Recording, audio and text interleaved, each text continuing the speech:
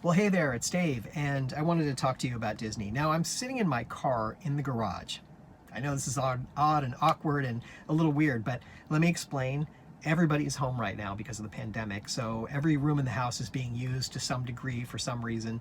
I have an office space that I use, but it really wasn't conducive to recording a video. It's got a lot of equipment in there, it just didn't feel right. So I thought, why not just go out to the car and record out here, because it's quiet, it's comfortable. Got the AC on, I can just sit here and relax for a little bit, and the sound quality is good. So there's really no downside in that sense, and don't worry, it's an electric car, so no worry about carbon monoxide if that's a concern of yours. It's really not a big deal, I'm fine. So I thought I'd like to talk about Disney for a couple of minutes and just kind of give you my perspective. Look, I'm a lifelong Disney fan. I've been going since they opened in 1971 very regularly. And it's a couple of times a year growing up, and then many more times when I got to high school, and then when I got to college. It was, I was in college up in Orlando, so it was easy to go very regularly. Once I came back to South Florida, it was a little less regular, but it was still fairly consistent that I was going. It wasn't like I wasn't going at all. And in the last 20 years or so, it's been like very consistent. I've been going all the time, several times a year, 3-4 times a year, something like that, where I just go in and I enjoy myself. And I like to talk about Disney, obviously. Otherwise I wouldn't have a podcast or the Lost and Found series or whatever. So it's a fun thing to talk about Disney, but Disney at the moment just feels different to me, and everything's different, and it just feels weird. And so the question is, am I going back anytime soon? And the short answer is no. Look, I haven't been there in 11 months or so, and I don't know when I'm going to be able to go again. I have 2 of my kids I promise trips to. I try to mix and match who I take with me at different times. It makes it more fun that way. So I get to spend one-on-one time with them. Sometimes it's a couple of them with me. I have several kids, so it's, I can mix and match a little bit. It works out. But I tell them that I don't know when I'm going to be able to take them. It's kind of an interesting thing that they're asking me, hey, when are we going to get to go again? And I'm like, I don't know. And they understand. It's cool. They're old enough to understand what's going on, and they get it. But I really don't feel comfortable going right now. Now, it's partly because of the pandemic, certainly. The pandemic certainly sets me off in the sense of I don't feel right about going and having to wear a mask and do some of the things that are there. I'd rather take it easy for now and just not go. But it's bigger than that. There's, a lot of issues on the table, including social justice, things that are happening around the world that are more politically motivated and things like that. There's a lot of things that don't make me comfortable right now. And I'm not enthused about traveling or going anywhere. Look, it's an easy drive for me. It's like a couple of hours and I'm there, and I have done it in the past where I've driven up and driven back in the same day from South Florida. Not a big deal. But I don't feel right about it right now. So even then, I don't feel right about going, so I'm not going. And it's kind of weird. Now, as I said, I used to have an annual pass, and I say used to because when it came to July, my annual pass was due for renewal, but they had closed, and Disney offered a partial refund for the time that they were closed, which turned out to be almost half of my pass, which was kind of crazy when I think about it. But I'd gone already a couple of times, so I got my money's worth, in quotes, out of the pass. And so taking the money back, half the money back, was well worth it to me. Look, it's a personal thing where I got a little money back and I still had the enjoyment out of the pass, so great, I win. For what that's worth, I guess.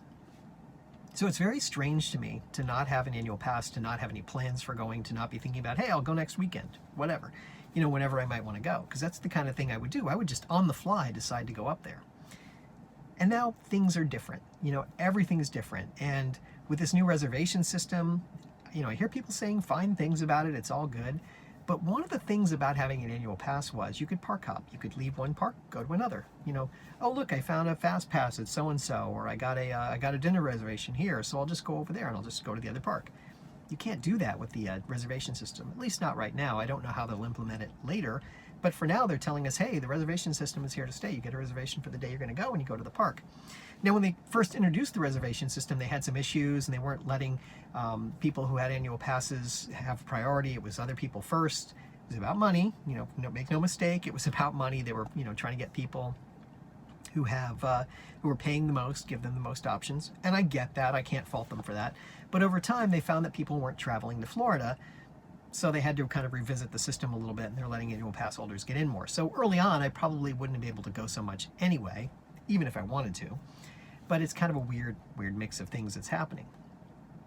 So things are going to be different when they do reopen, because they've said the reservation system is likely here to stay, which is kind of a weird thing to say, but I get it. And if it is, then it's going to change the experience to a large degree. How it's going to be different, I don't know yet. I guess we'll find out when they finally do reopen and get things going again. Now, in the meantime, since I started thinking about all these things and deciding not to go back, Disney decided that they were going to lay off 28,000 people in park operations, and I believe that's worldwide, but primarily in the United States. Look, Disneyland hasn't reopened yet. There are a lot of reasons for that, but they haven't reopened yet. Disney World has had to kind of adjust its schedule and its hours. Like I said, people are not traveling here, so you can't open your hours up and have people have the park open for essentially nobody. I mean, yeah, some number of people, but we don't know what the reservation system has in it. We don't know what the number of people they let into any park is. It's opaque to us, so we really don't know. We can guess based on what we see and what other people tell us and how many people they see in certain places, that it's somewhere about 20% of the overall attendance that they would allow for the max capacity that they're allowing in the park. And people are responding to it well, and they like the idea of being able to jump on and off attractions. Disney invested a lot into the FastPass Plus system, so for them to make a change and take away that system effectively, where they're doing this other thing, changes a lot of things, and they invested more than $1 billion into that technology, so they don't want to throw it away, but they need to figure out how to integrate the two to make it worthwhile and useful. They'll figure it out, I'm sure. They'll figure something out, and they'll come up with some bright idea. They're very smart people. But with 28,000 people being laid off, you wonder a little bit. Where does it go? What are they going to do? These are people who work there, who are now going to be unemployed. Some of them are, regular cast members who just work the front lines. Some of them are in the backstage areas. Some of them are Imagineers. Some of them are management, whatever. But they're all people who were there having fun. And Josh D'Amaro I thought he was very humble in his letter to them, his open letter saying, hey, I'm sorry this has to happen, but, this is the way the world works. Essentially, I know that's not what he said. I thought he handled it very well as he could under the circumstances.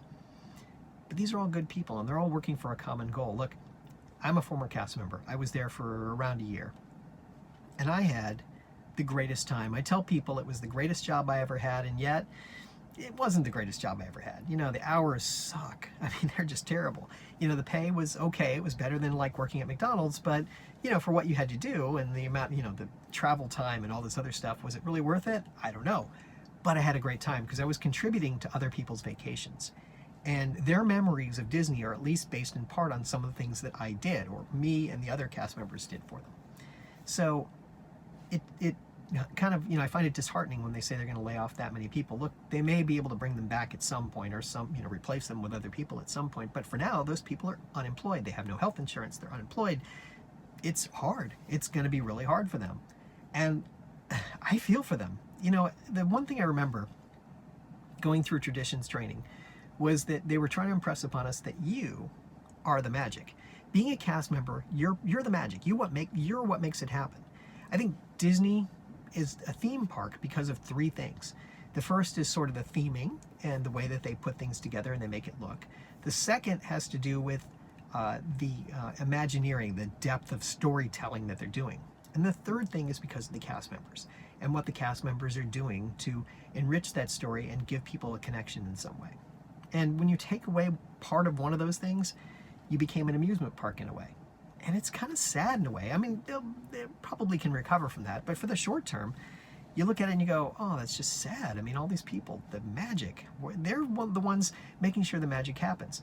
Look, from the videos I see online, and I talk to people who have been there to the parks, look, I have friends that went, I have no qualms with them. If they want to go, that's their choice. My choice is to not go for now.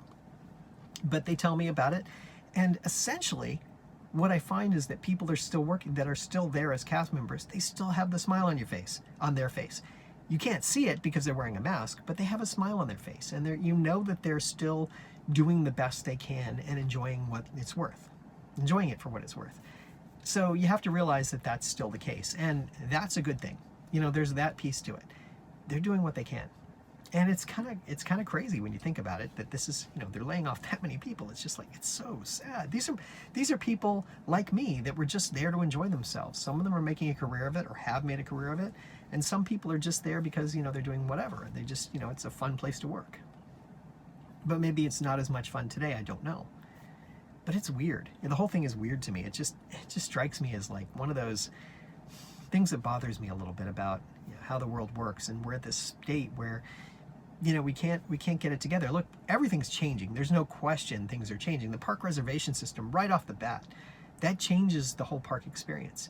You look around and you realize that, you know, people are doing different things and they're involved with different things, and people are going wherever, and it changes the perspective on how the parks work, and you know how everything's contactless, and you go and you order online and you check in online, you do all these things, so it's different no matter what. And that's kind of weird in its own way, but it is what it is, and that's what we have to get used to. This is new norm, you know. And it's just interesting to me when I think about it. And so, you know, something I noticed the other day, and this was sort of an observation that came up, the governor of Florida wants to get people traveling to the state again. He really wants to get tourism going, and I appreciate and laud where he's coming from. His heart is in the right place in that sense, but I have a strong opinion about how he's implementing sort of his ideas. I won't get into that here, but I just want to say one of the things I noticed was he was requesting that Disney and SeaWorld and Universal all up their attendance and get back up and running and just be as normal as you can and get people going to the parks again. But that's not possible. Universal had to lay some people off. SeaWorld has cut their hours dramatically. I think they even cut the number of days of the week that they're open. And then Disney responded by saying, yeah, this is around the time that they announced that they were going to lay off the 28,000 people. And honestly, even if they hadn't laid off the people that they had, there was no way that Disney could return to the pre-pandemic park hours and all the experiences. And the reason for that is very simple. Disney uses two programs very extensively. One is was the cultural exchange program. That was the way that they brought in workers at Epcot to come in and work and be from their home country working in Epcot, that they can talk about their home country and kind of represent it in a way.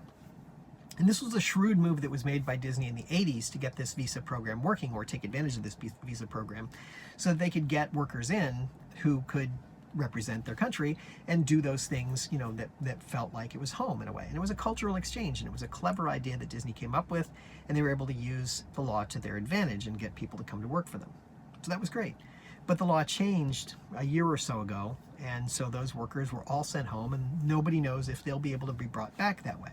They'll have to come here on other visas, but nobody knows what those visas are going to look like. So for now, it's locals and people who live in this country who may be from the original countries, whatever the 11 countries are, that are there and able to represent their country in some way. And then some people are going to be there who are not from those countries who are going to be working there. And that's just the way it is. It's good and bad, I guess. You know, that's the way it goes. And the other part was the college program. Disney has this very extensive college program that they were running, and they'd bring in college students to come and work on the Disney's college program and be there for a semester or two, and doing work for Disney and actually working in the frontline operations, but learning about theme park operations, getting college credit. And you know, it was a win-win-win, because they got some fun out of it, Disney got some relatively cheap labor, and it was always changing and it was always youthful. So it was a big win there. But Disney decided when the pandemic started that they were going to cease the college program for now. They'll revise it at some point, but for now they're stopping the college program. So they sent all the college kids home in March, and they don't have the program running again this fall, and they don't have any plans to do it in the spring at the moment. And the earliest they could get people back and running again would be summer at the moment, if everything continues to go the way it is. So because the international exchange program and the college program are not going on right now, Disney is short, or was short, somewhere between a third and a half of all their cast members. They make up close to a half of the cast that's at Walt Disney World. So if you don't have those people, what are you going to do?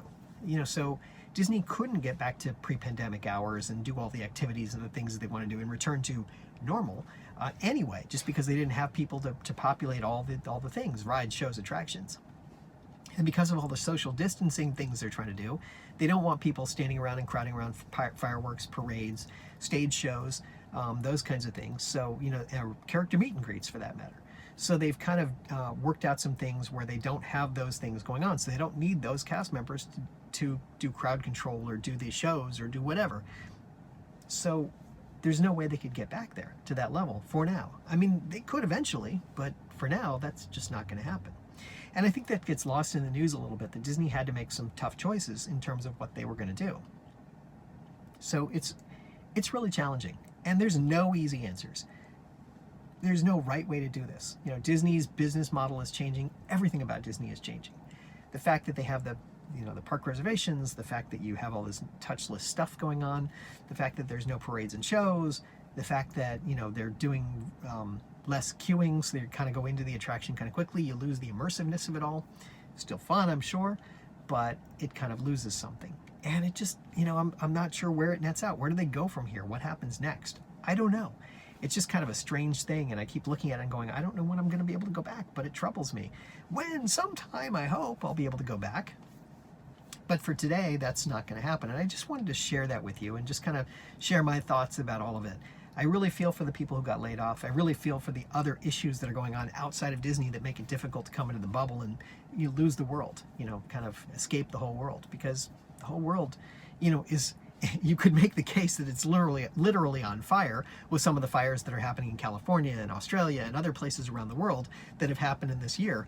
You kind of have to think about it and go, yeah, there's a lot more happening, and it's kind of sad, and I feel like we're missing out in a way, but there's not much else I can do. I want to try to experience it. I want to try to bring you something as listeners, viewers, people who are interested in Disney, and bring you something that's kind of balanced in a way. I'm changing my thoughts about Disney. They evolve every day. Every day I think a little differently than I did the day before. It's just the nature of what Disney is to me right now. Doesn't mean it's good or bad, just means it's different. And it's kind of an interesting evolution. As I think about everything that's happening, I don't know where it goes. Now, one other thing about the entertainment industry, Disney is still trying to figure out how to deal with all the entertainment woes and things that go on. But they did something interesting when they put the movie Mulan out there. And they decided to release Mulan to Disney Plus streaming service. It set a new precedent. It set a new tone.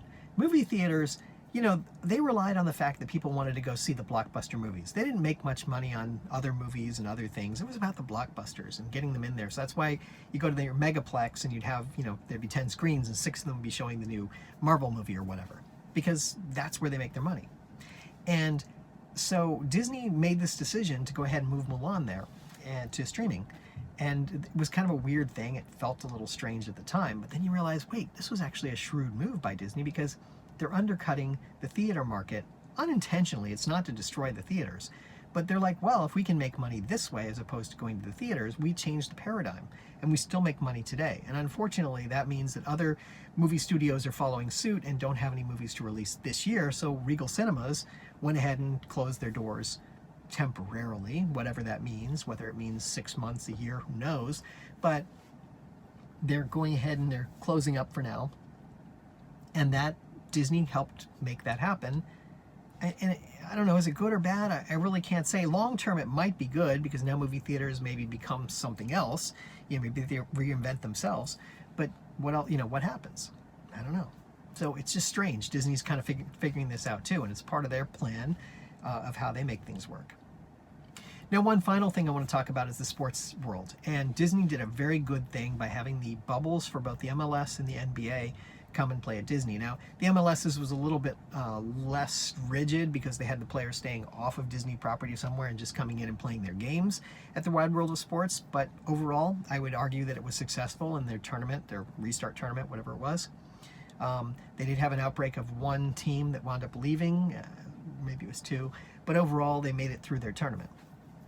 The NBA, on the other hand, was completely successful. They had everyone staying at the Coronado Springs Resort and a couple of other resorts for a period of time while they were doing their play-in games.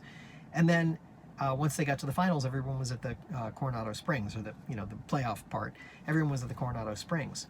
And so they were all playing from there, and they were having great success. They were totally quarantined. They'd go back and forth from there to the Wide World of Sports. They even set up practice courts in the ballrooms of the Coronado Springs. Totally weird, I know, but it worked. And they made it all the way to the finals, and now they're about done. They'll be finished shortly here. And when they're done, you realize that the teams that made it to the finals, they've been in this bubble for like 3 months. mostly away from their families for 3 months, living in their hotel room, being able to hang out with each other a little bit, go to the pool and whatever, but then go over to practice down in the ballroom, and then going over to the Wild World of Sports to play. Not an exciting life for 3 months. So you got to figure, if after the last game, if someone says, hey, so-and-so, you just won the NBA championship, what are you going to do now? You got to figure their answer is going to be, I think it's time for me to leave Disney World. Because that's, at this point, I'm sure they're ready to go. I think they've probably had enough of the whole experience. Kind of kidding, but on the other hand, it kind of shows the back and forth that happens there. So there you go. That's my story. I'm sticking to it, and I just wanted to share with you some of my own thoughts about Disney and the fact that I'm not going back, and I thought you might appreciate it. Have a great day, and I'll use the tagline from my podcast. Remember, if we can dream it, we can certainly do it. Bye now.